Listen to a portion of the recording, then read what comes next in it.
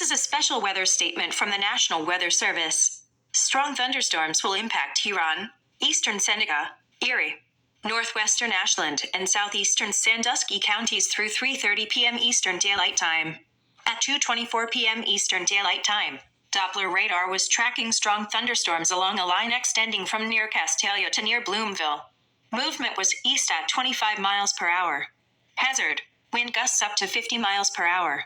Source: radar indicated. Impact: gusty winds could knock down tree limbs and blow around unsecured objects.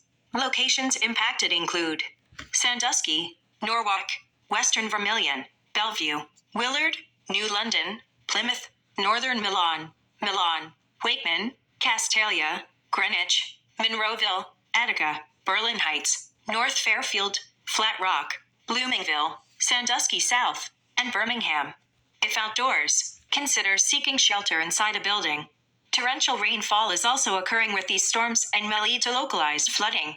Do not drive your vehicle through flooded roadways.